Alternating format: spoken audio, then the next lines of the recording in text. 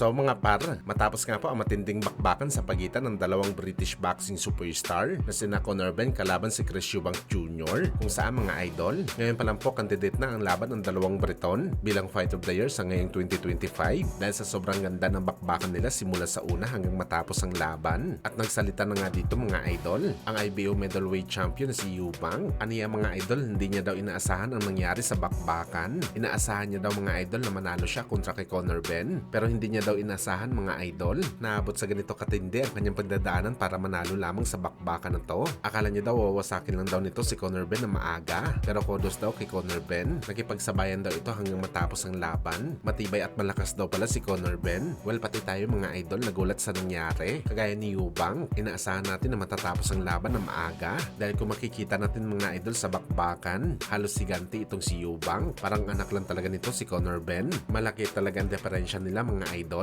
Pero nagulat talaga tayo mga boss dahil kinaya lahat ni Conor Benn na lagpasan ang lahat ng to sa bakbakan.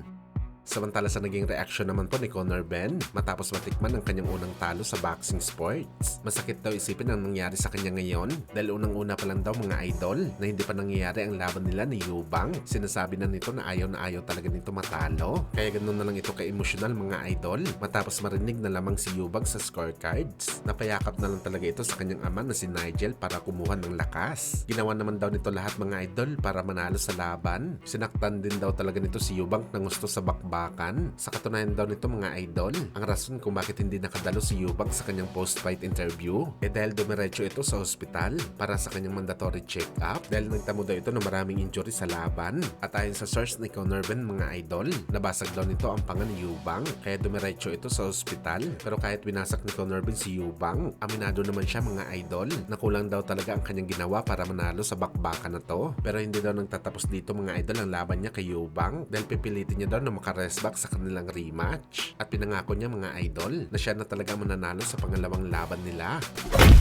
Sa kabilang banda naman mga boss, speaking sa bakbakan ni Eubank at Conor Benn, hindi pa nga po nangyayari ang laban, marami na nga ang mga boxing fans at experts ang nagsasabi na sisirain daw ni Conor Benn ang record na tinala ni Manny Pacquiao halos 17 years ago na matapos mag-jump si Pacman ng dalawang dibisyon galing sa lightweight at lumaban ito sa welterweight para lamang palagan itong si Oscar De La Hoya, kung saan kagaya ni Eubank, heavy favorite din na manalo si Golden Boy dahil sa pagiging mabagsik nito na tumalo sa mga legendary boxer kagaya na lang ni Pernell Whitaker at Julio Cesar Chavez. Pero ang ending nilang paso lang ito ng Pinoy legend. Bagamat nabigungan si Conor Benn na gayahin ang ginawa na to ni Pacman, hindi nito nagawang manalo kay Eubank. Kaya isa lang talagang ibig sabihin nito mga idol, hindi daw magaling si Conor Benn pagdating sa pag-akyat ng timbang kagaya ni Pacman. Kaya nanatili pa rin ang record kay Boss Manny. Pero kagaya sa mga sinabi natin mga idol, hindi man na-break ni Conor Benn ang record ni Pacman, malaki pa rin ang respeto sa kanya mga idol dahil ginawa nito ang lahat para manalo sa laban. Kinapos lang talaga si Conor Benn.